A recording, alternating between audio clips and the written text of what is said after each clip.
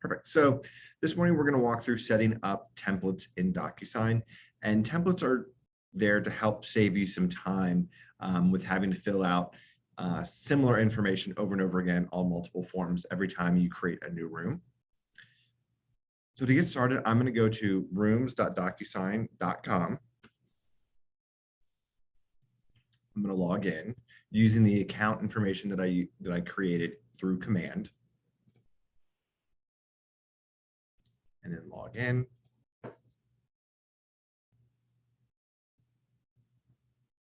Now, once I'm in DocuSign Rooms, I'm going to come up to My Docs, click on that, and they have these three different tabs: Personal Forms and Form Templates. I'm going to click on Form Templates, and you'll notice here I don't have any templates set up, which is a-okay. Now what we're going to do is we're going to create a form template. So I can either click on this button here at the bottom of the screen or the blue button up in the top right-hand corner. So I'm going to click Create Form Template. It's going to pull up all the forms that I have access to. So I can select from the DocuSign form library or form group, either or it's fine. I'm going to select the form group because I've already gone through and created groups for either buyers or listings of the most commonly used documents, which will likely be the documents you would want to create templates for, since you'll be using them fairly regularly. So I'm going to pull up the buyer's packet. And this is going to show all of the GAR forms that I have included in the buyer's packet. So I'm going to scroll down. Let's find our buyer brokerage agreement. Perfect. So right here, form F110. I'm going to select that one. And then I'm also going to do the purchase and sale agreement, because when I'm working with buyers, I know I'm going to be using this form all the time. So I'm going to select purchase and sale agreement. And I think those are the only two that I would really need out of this list. So I'm going to click use. And it's going to load those two forms.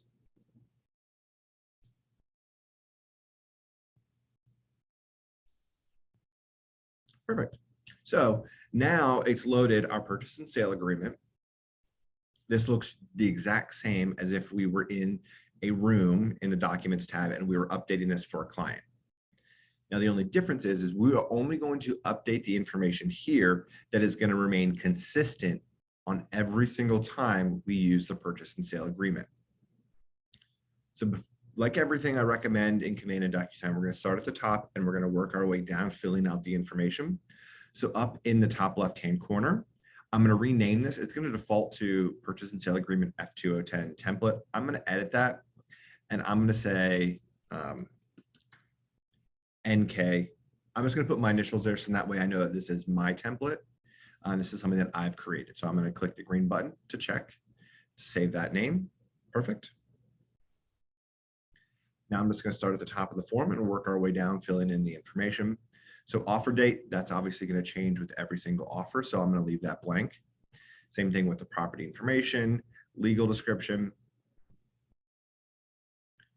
all this information. Closing date. So obviously the closing date is going to be different based on whenever you write your offer. However, I will say 9 times out of 10 when I write a purchase and sale agreement, the buyer is going to take possession at closing. So I'm going to go ahead and I'm going to check that at closing button. Now, even though, let's say that 10th time that my client is not going to take possession until 3 days after, don't worry, because I still have the ability to edit any of this information when I'm actually filling out the purchase and sale agreement. So while I've checked at closing here, and the system will default to having this checked, in the event that I need to have some other information, I can edit later on, so don't worry. Scrolling down, closing firm. If you know you always want to close with a specific attorney, you can go ahead and put their information there. Holder of earnest money. When I'm working with a buyer, I would also say 9 times out of 10, Keller Williams First Atlanta is going to be the holder of earnest money. And it's probably going to be check. And it's probably going to be, within 3 days. I don't know what the exact amount is going to be, but I would say most times when I write an offer, I usually have it as a check and within 3 days of the binding agreement. Inspection and due diligence time period. I would say traditionally, 10 days was pretty commonplace. However, with offers being as wild as they are right now, you may just want to go ahead and leave the due diligence period blank. So that way you can put in whatever competitive number of days you'd want to submit in an offer. Lead-based paint, I'm going to leave this blank because I don't know, depending on the property I'm writing an offer for, if it was built prior to 1978 or not. Buyer brokerage agreement. I'm going to go ahead. I'm going to fill this as Keller Williams, First Atlanta, and that's going to be the same. And I'm going to go ahead and check representing buyer's client because, like always, I'm going to 9 times out of 10 be representing this client. Material relationships, again, 9 times out of 10 don't have any material relationships, so I'm not going to be working with a family member or a close relative, someone with whom I would need to disclose that relationship. So I'm going to continue to scroll down.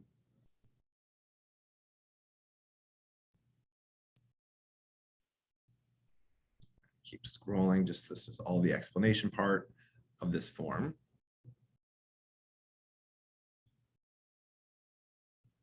Now down here, we have our exhibits and addenda. Again, you can go through and check the ones that you're likely going to use. So seller's property disclosure is probably going to be something that we're going to use. But then depending on the financing contingency, you can just leave those blanks and you can always check those later. Special stipulations. If there's a special stipulation you include on every single purchase and sale agreement, regardless of what it is, you can go ahead and type that here. One thing I do want to point out is that for whatever reason, this field for special stipulations is teeny tiny.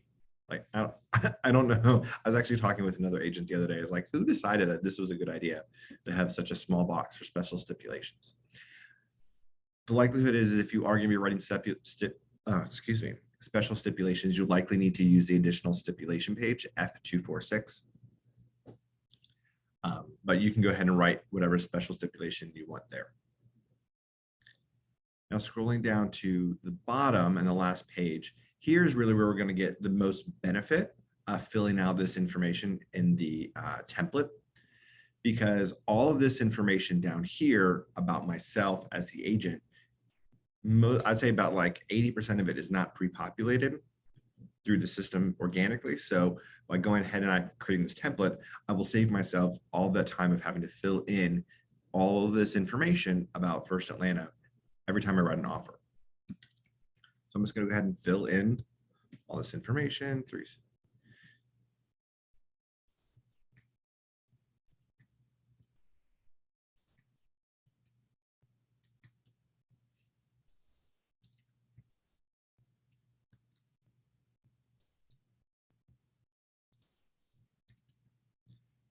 right. 200 Glen Ridge Point Parkway, 200 Atlanta, Georgia 30342.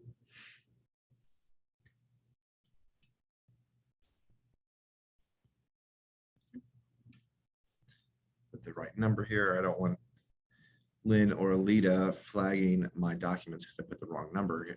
And then our KW MLS office code, KWFA, and then our brokerage license number, H33313. So continuing to scroll down, we are at the end of the document.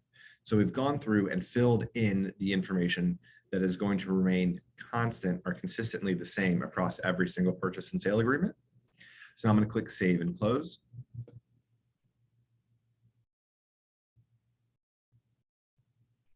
So we'll give this a second to save. Perfect. Oh, okay. So I see it only pulled into one form. Okay, so let's create another form template. Let's do the buyer brokerage agreement. So I'm going to click Create Form Template. Go back to my form group, buyer packet. and then my exclusive buyer brokerage agreement. Click use.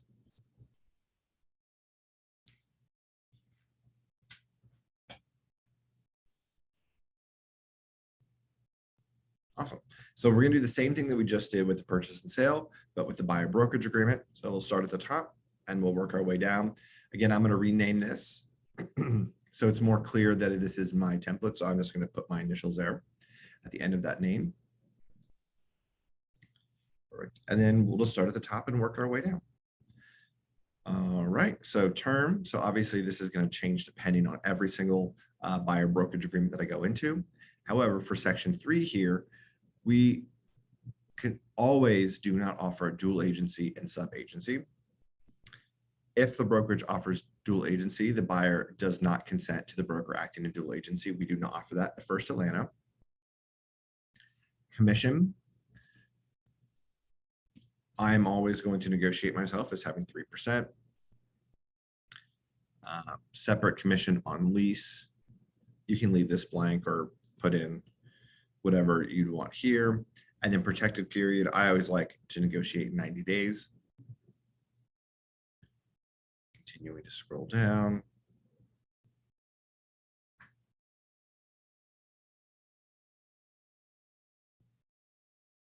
Keep on scrolling. All right, so then we have our brochure. So if they're going to be brochures that you send every single time, maybe the ABCs of agency, protect yourself when buying real property. And I don't know, mold pamphlet that is, is relevant to any single transaction. You can go ahead and check those, just in that way it'll save you just a second of time from having to check it when you do fill this out for a specific buyer. And then special stipulations here.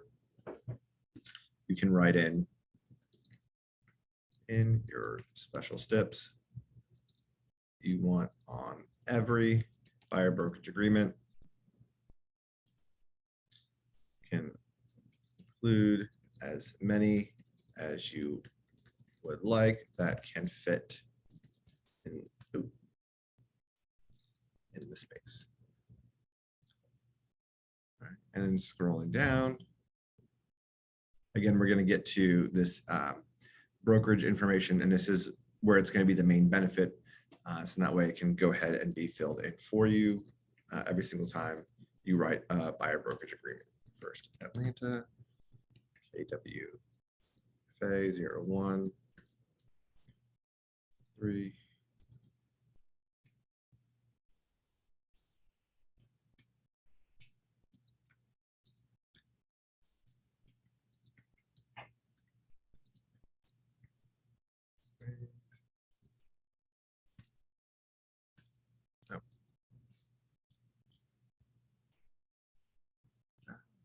Trying to put in the address here. Suite 200, Atlanta, Georgia, 30342.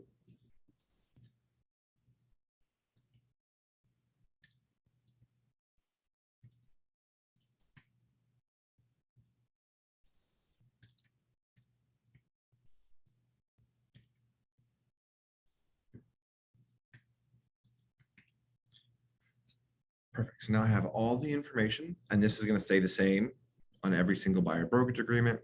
So scrolling down, I'm going to click Save and Close.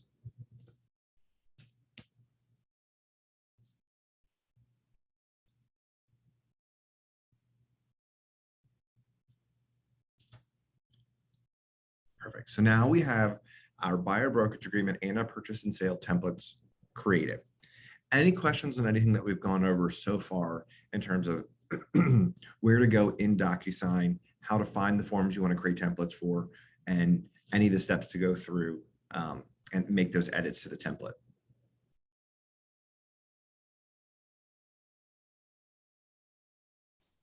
All right. Well, no questions. I'm going to continue on because now I want to walk through how we actually use these templates. So I'm going to go to Rooms, and I'm just going to create a room for this morning's training. So I'm going to click New Room, and we'll name this Take Command Training to 1722. My role is agent owner, and I'm working on the buy side. I'll click save.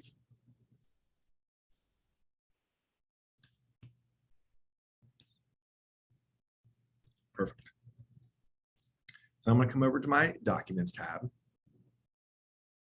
I don't have any documents in my room, so I need to add them. And I'm going to add my buyer brokerage agreement and my purchase and sale agreement that I just created. So I'm going to click add DocuSign forms. I'm going to come over here to buyer's packet. Let's scroll down. Let's find our exclusive buyer brokerage agreement. Now we have two options. The first option is when I select this form here in this pop-up window, this little drop-down window is going to show up in the same line, and it's going to default to none. But when I click on it, it will show me that I have a template that I can go ahead and have the system already add in that information. And I can do that here. So by clicking this, it's going to add in my buyer brokerage agreement F10 NK template that we just created. I'm going to do that. And then I'm also going to go find my purchase and sale agreement right here. Now, because I have a template, I get the same drop-down menu, but for demonstration, I'm not going to select that template here because I want to show you the other way that you can apply that template. So I'm going to click add selected.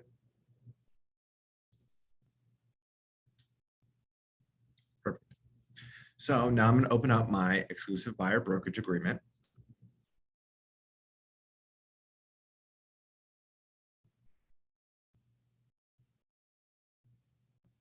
And you can see all those boxes that I checked and little radio buttons that I selected. All the information is all there. Here's my 90 days. Scroll through. I always like to give everything just a double check, especially before I send anything to a client. I want to make sure that all my information is correct. So just going to scroll down. Here's where I have selected those brochures. And let's say, you know what? I don't want to include protect yourself when buying real property. So I can just uncheck it and I can add EPA to radon, and I can also select lead-based paint. And then here are my stipulations that I added. And you know what, this second one doesn't really make sense. So you can see how easy it is to go through and edit, change any of the selections, write new stipulations. So the benefit of having these templates is that you can have all this information that you are going to use on most transactions pre-populated, but you are not held to including that information on every single transaction. You do have the ability to edit, which is wonderful because every transaction is going to be a little bit different. Every set of clients, whether buyers or sellers, you're going to have little nuances, and you're going to want to make some edits. So you can still do that with these form templates. Scrolling down, I'm going to double check all the information again. Here, we've added all the information. Now, for whatever reason, the MLS office code didn't save from my template. And I actually had an agent the other day point that out to me. So I'm going to send a note to DocuSign about that.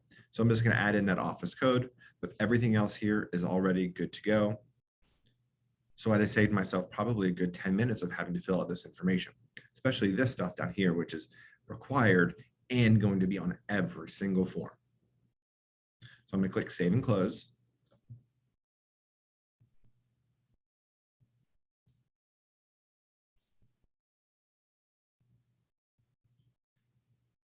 Now let's walk through the purchase and sale agreement. Now remember, when I was adding documents to my room, I didn't apply the form template. So this will be a blank purchase and sale agreement. So I'm just going to open it up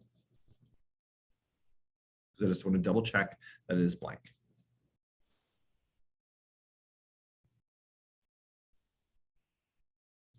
Perfect. So you can see all this information is blank. Now, the reason it says buyer brokerage agreement here is because this is filled in because whenever you fill in one of those pre-filled fields on any form in DocuSign, it updates the details tab, and then that details tab will then update that corresponding field in any other document. So which is why Keller Williams First Atlanta appears here, even though everything else is blank.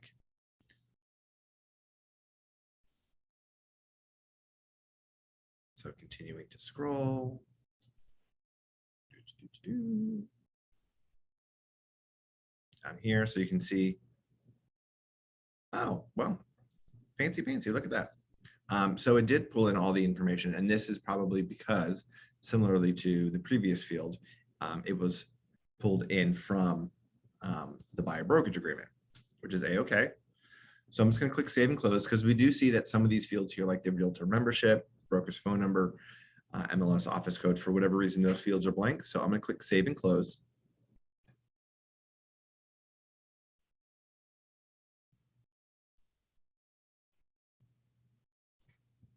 Now, because I did not apply that template when I was adding documents, I can do that here with the document already here in the room.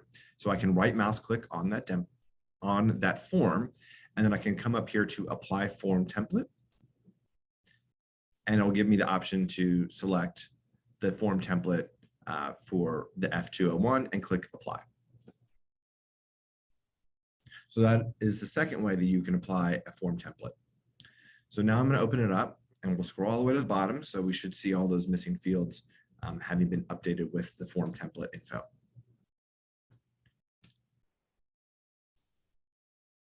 So you can see here my checkbox for at closing, or my radio button there, holder of earnest money, KW First Atlanta, by check within 3 days, representing as client. So all that information that we added in the form template is now appearing here. So I'm going to scroll down all the way to the bottom. And now all those remaining fields, except for the MLS office code, have appeared. So I'm just going to add that. So you can see it added my membership, my realtor membership, the broker's phone number, and that has saved me a ton of time. So now I could have just gone in and updated the fields that were specific to this transaction. So I'm going to click save and close.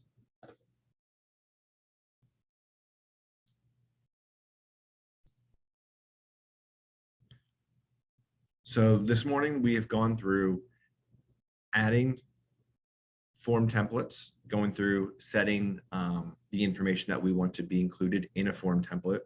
We've applied that form template to the specific forms we want to use and gone through and updated those forms as well. What questions do you have on creating DocuSign templates? Is there anything I can show you again? Anything I can clarify for you this morning?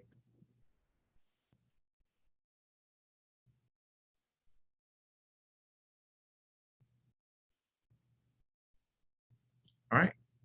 Well, if there are any questions, thank you guys for joining me. I know this is pretty quick, pretty simple. As you are playing around and setting up your form templates in DocuSign, please do not hesitate to reach out. Always happy to jump on a call, or we can set up some one-on-one time to walk through that together. And again, with anything with command, please don't hesitate to reach out. Have a great rest of your Thursday, and I will speak with you all soon. Perfect. Thank you so much. Thank you.